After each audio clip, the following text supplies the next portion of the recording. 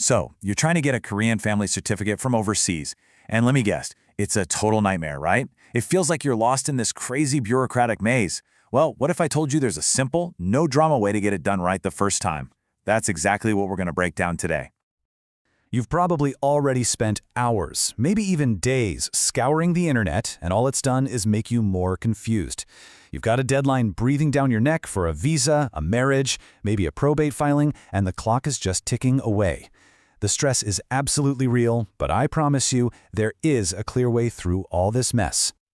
Okay, does any of this sound painfully familiar? People keep mentioning this old hojak system, but you need a modern family relations certificate. You're trying to figure out if you need an apostille or just a notarization. What's the difference? And it feels like every website says something completely different. You're not alone. These are the exact hurdles that trip up pretty much everyone.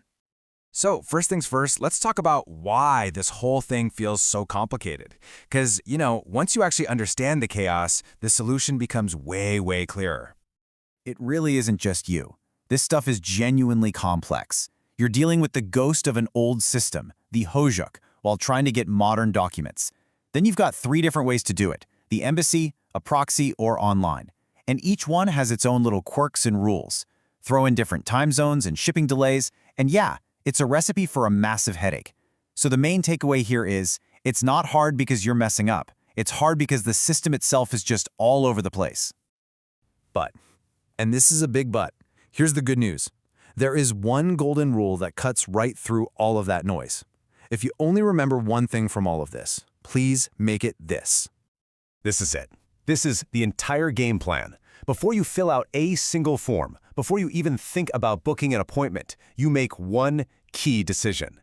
I'm telling you, this simple shift in how you approach this is what separates a smooth, easy process from weeks of frustration. So here's how that works, in 3 super simple steps. 1, confirm acceptance. You need to get it in writing from the office you're sending this to. What exact format do they need? 2, compare your past based on that answer. And 3, only then do you start filling out the actual paperwork. Just following this order has saved people an average of 3 to 7 days. That's a whole week of stress you can just, poof, make disappear. Okay, so you know what the receiving office needs. Now you've got 3 main paths you can take. Let's break them down nice and simple.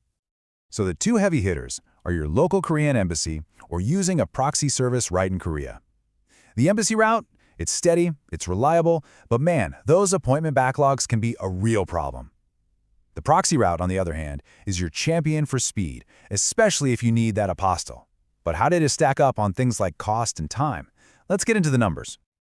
Now this slide is where a gut feeling becomes a clear choice. Just look at the apostille column.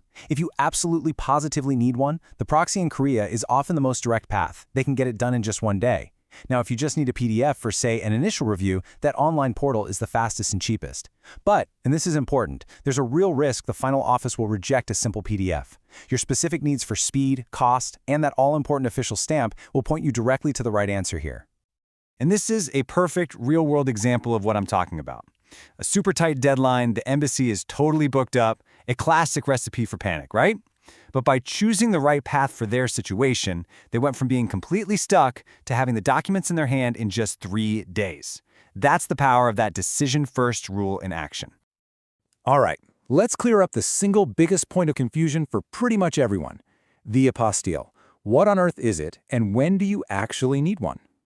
I absolutely love this way of explaining it. An apostille is like a passport for your paperwork. It doesn't check if the information on your document is correct, it just verifies that the document itself is the real deal. It's an international seal of approval that tells another country, yep, this is a legitimate official document from Korea. So here's the bottom line. The stakes of your application determine what you need. Are you dealing with high-stakes legal stuff, like immigration or a court case? You should probably plan on getting an apostille from the get-go.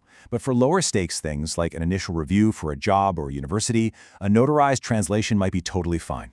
But the best rule of all? The simplest one. Just ask. Seriously, 1 email can save you hundreds of dollars and a week of waiting. Okay, you have the knowledge now. Let's turn all this talk into action.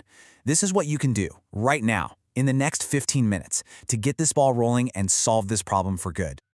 This email right here, this is your golden ticket. Don't overthink it. Use this exact template. Just fill in the 2 little bracketed parts and hit send.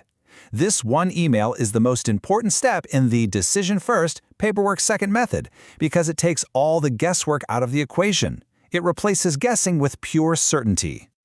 And that's really it. It's a 3-step launch sequence. Send the email, take one small, concrete step based on the rules we just went over, and then create a simple digital folder on your computer to keep track of everything. You're not just starting, you're building a system that makes sure nothing falls through the cracks. So I'll leave you with this thought. All of that stress, all of that confusion, it can be replaced with the clear, actionable plan you have right now. So the only real question left is, what are you going to get done in the next 15 minutes?